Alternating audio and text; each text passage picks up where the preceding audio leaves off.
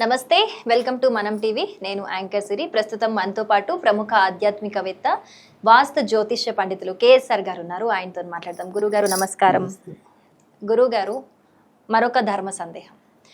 చీకటి పడ్డాక కొన్ని పనులు చేయకూడదు అంటారు. మనమైనా చిన్నప్పటి నుంచి మాకైనా మా అమ్మ వాళ్ళు జుట్టు విరబోసుకోకూడదు, ఖచ్చితంగా పడుకునేటప్పుడు చీకటి పడ్డాక అల్లుకొనే ఉండాలి, ఉప్పు తీసుకొచ్చుకోకూడదు చీకటి పడ్డాక అని ఇలాంటివి కొన్ని చెప్తూ ఉంటారు. అసలు చీకటికి పడ్డాక ఎలాంటి పనులు చేయకూడదు, వాటి ఆంతర్యం ఏంటి? రైట్. అంటే ఎప్పుడైనా సరే ఒకటి మనం గుర్తుంచుకోవాలి, అసలు చీకటి అంటే ఏంటి. పగలంటే వెలుగు అనుకోండి, పగలు వెలుగు అంటాం, రాత్రిని చీకటి అంటాం. సో రాత్రిని ఉంటేనే చీకటి కదా. సో అందుకని మనకి ఎప్పుడైనా సరే ప్రతిదానికి ఒక్కొక్క పద్ధతి ఉంది. అంటే మనం పగటిపూట నిద్రపోకూడదు అనేది ఉంది శాస్త్రం, రాత్రిపూట నిద్రపోవాలని ఉంది. కానీ ఇప్పుడు మనకి 3 రకాల షిఫ్ట్లు వచ్చాక రాత్రిపూట మేలుకునే వాళ్ళు ఉంటారు, పగటిపూట పడుకునే వాళ్ళు ఉంటారు. సో మనకున్న ఈ యొక్క ఏమంటాం విశ్వజనీకం అయిపోయిన తర్వాత ప్రపంచం అంతా కూడా అందరి చెప్పు చేతల్లోకి మనం వెళ్ళిపోయాం. అంటే వేరే వేరే దేశాల వాళ్ళ చెప్పు చేతుల్లోకి కూడా మనం వెళ్ళిపోయాం. సో అందుకని కొన్ని మనం పాటించడము అంటే కనుక ఒక్కోసారి కష్టం కూడా ఉండొచ్చు. కానీ ఏదైనప్పటికీ కూడా మనం శాస్త్రం ఏం చెప్పింది అనేది చెప్పాలి కాబట్టి అది చెప్పే ప్రయత్నం అనేది చేస్తున్నాం. సో రాత్రిపూట ఖచ్చితంగా ఇల్లు ఊడకూడదు.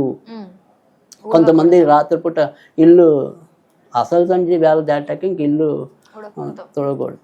సో ఆ లోపే ఖచ్చితంగా ఇల్లు తొడవటం అనేది వెళ్ళిపోతుంది. సో అందుకని రాత్రిపూట ఎప్పుడు కూడా ఇల్లు తొడవకూడదు. తర్వాత మీరు చెప్పినట్టుగానే రాత్రిపూట ఎప్పుడు కూడా పగలపూట కన్నా కూడా, అంటే మిట్ట మధ్యాహ్నం కూడా మనకు అందుకని చెప్తుంటారు, మిట్ట మధ్యాహ్నం ఎప్పుడు కూడా 12 నుంచి 2 మధ్యలో సాధారణంగా దుష్ట శక్తులు సంచరించే సమయం ఉంటుంది. తర్వాత రెండోది వచ్చేప్పటికి రాత్రిపూట మనం చీకటి పడిన కొద్దీ కూడా ఒక్కోసారి ఇలాంటి నెగిటివ్ ఎనర్జీ ఎక్కువగా పాస్ అయ్యే అవకాశాలు ఉంటాయి. సో అందుకని మనకి ఏంటంటే ఎప్పుడైతే ప్రతి ఒక్కళ్ళు ఒక బలహీనత ఏదైతే ఉంటుందో అలాంటి వాటిని ఆశ్రయిస్తాయి. అందుకని మేము అప్పుడప్పుడు కొన్ని వీడియోస్లో కూడా చెప్తూ ఉంటాం, అంటే అసలు ఈ జాతక రీత్యా ఎవరి బలహీనత అనేది మనకు తెలుస్తుంది. సో పలానా నక్షత్రం వాళ్ళు బలహీనంగా ఉంటారు కాబట్టి వీళ్ళకి తొందరగా నరఘోష అవ్వచ్చు, దిష్టి తగలటం అవ్వచ్చు. సో అందరికీ దిష్టి తగలదు, మీరు అందంగా ఉండొచ్చు, నేను అందంగా ఉండొచ్చు, బట్ మీకు తగలచ్చు, నాకు తగలపోవచ్చు జాతక పరంగా. కానీ అది మీకు తెలియదు కదా. సో అందుకని మనం ఏంటంటే ఎవరికైనా సరే రెమెడీ అనేది మనం చెప్తున్నాం, రాత్రిపూట ఇలాంటి పనులు చేయకండి అని చెప్పి. ఎందుకంటే మీ జాతకం గట్టిదైతే కొన్ని మిమ్మల్ని రక్షింపజేయచ్చు గ్రహాల వల్ల. కానీ అది మీకు తెలియాల్సిన, ఒక్కోసారి తెలుసుకోవాలన్నా కుదరకపోవచ్చు. సో ప్రతి జ్యోతిష్కుడు ఇదే జ్ఞానం ఇస్తాడనేది కూడా తెలియదు. సో అందుకని మనం ఆచరించవలసింది ఏంటంటే ఖచ్చితంగా రాత్రిపూట ఈ రకంగా మనం చేయకూడదు, ఏ రకంగా ఓడవటం అనేది చేయకూడదు. తర్వాత జుట్టు విరబోసుకోవటం చేయకూడదు. ఖచ్చితంగా రాత్రిపూట అసలు బొట్టు లేకుండా అనేది ఉండకూడదు. ఏ బొట్టు అయినా సరే కంపల్సరీ ఉండటం అనేది చాలా అవసరము. తర్వాత 4వది వచ్చేప్పటికి ఏంటంటే చీపురు ఏదైతే ఉంటుందో దాన్ని మనం రివర్స్లో పెట్టాలి. సో పగలైతే మనం ఇలా పెట్టింది దాని పైకి లేపి పెట్టాలి రాత్రిపూట. అప్పుడే మనకి కరెక్ట్గా ఏమంటాం పాజిటివ్ ఎనర్జీ అనేది ఎక్కువగా రావటం అనేది ఉంటుంది. తర్వాత 5వది వచ్చేప్పటికి ఏంటంటే రాత్రిపూట ఎప్పుడు కూడా చేబదులకి వెళ్లకుండా ఉండటం అనేది అవసరం. అంటే ఈవెన్ పాలు, పంచదార, ఉప్పు అనే కాదు, అసలు ఏది కూడా సాధ్యమైనంత వరకు కూడా చేబదులకి వెళ్లకుండా ఉండటం అనేది చాలా అవసరం. తర్వాత వచ్చేప్పటికి ఏంటంటే మన ఇంట్లో ఏదైతే తూర్పు ద్వారము, ఉత్తర అంటే పడమరలో ఖచ్చితంగా నైరుతిలో ఒక బెడ్రూమ్ అనేది జనరల్గా ఉంటుంది.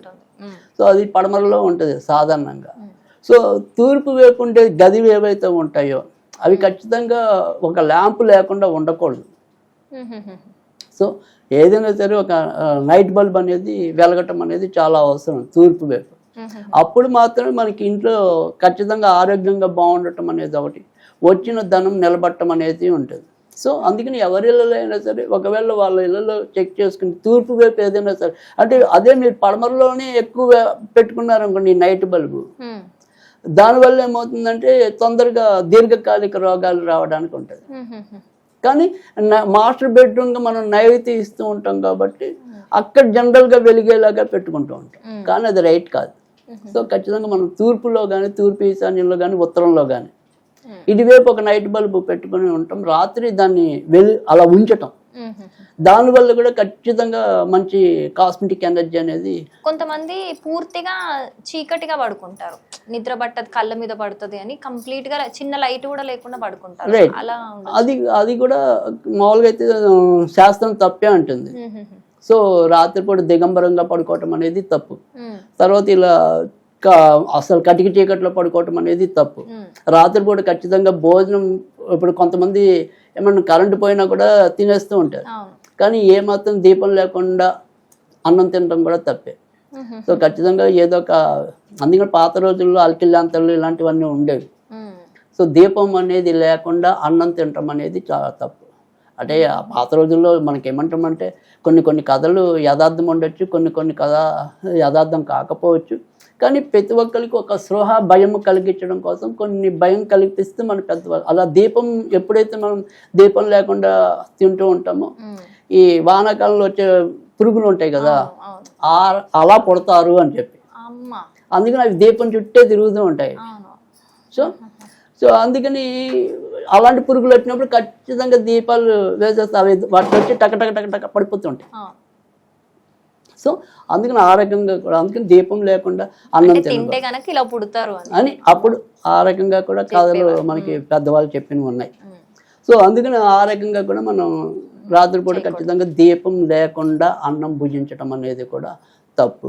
తర్వాత రెండోది వచ్చేప్పటికి ఏంటంటే, కొంతమంది రాత్రే కదా ఎవరు చూడొచ్చారని చెప్పి మనం ఒంటి మీద ఏమంటాం, పైన మగవాళ్ళు అయితే ఖచ్చితంగా ఏదో ఒకటి బనీని కానీ కనీసం ఒక తువ్వాలైనా సరే ఉండి పడుకోవటం అనేది చాలా అవసరం. అనాచితంగా మాత్రం పడుకోకూడదు. అలా పడుకున్నా కూడా ఒక్కోసారి నెగిటివ్ ఎనర్జీ లేదా వేరే దుష్ట శక్తులు కానీ ఇలాంటివి ప్రవేశించడానికి కూడా ఆస్కారం ఎక్కువ ఉంటుంది. సో కనీసం ఒక చిన్న తువ్వాల గుడ్డైనా సరే ఒంటి మీద ఉండటం అనేది అవసరం. సో ఆ రకంగా బట్టలు లేకుండా ఉండటం అనేది కూడా తప్పు. అది కూడా ఆ రకంగా కూడా మనం చీకటి పడ్డాక చేయకూడదు. తర్వాత చీకటి పడ్డాక చాలామందికి తెలిసింది, ఇదైతే చాలామంది పాటించవచ్చు కూడా. సో మొక్కల ఆకులు తింపకూడదు, ముట్టకూడదు అంటారు, శపిస్తాయి. సో దానికి కూడా మనకి పెద్దవాళ్ళు చెప్తారు, సైన్స్ అయితే కార్బన్ డైఆక్సైడ్ అనేది ఎక్కువ రాత్రిపూట అది మొక్కలు ఎక్కువ వదులుతూ ఉంటాయి కాబట్టి దానివల్ల మనకి ఒక్కోసారి ఎలర్జీ ఇలాంటివి ఏమైనా రావడానికి ఉంటుంది చెప్పి. సో ఏదైనప్పటికీ కూడా రాత్రిపూట మొక్కలు తుంపడం ఎందుకనేది, అంటే అవి మనం రాత్రులు సాధారణంగా అవి నిద్రిస్తాయి, సో వాలిపోతాయి కదా. అంటే మన ఎవరైనా నిద్రభంగం చేసినప్పుడు మనం ఎలా బాధపడతామో అవి కూడా బాధపడతాయి. సో అందుకని ఆకులు తుంచడం అనేది కూడా ఎట్టి పరిస్థితుల్లో చేయకూడదు. తర్వాత తెలిసైనా సరే తెలియకైనా సరే రాత్రిపూట మనం పెట్టుకున్న పువ్వులు కూడా విడదీయకూడదు.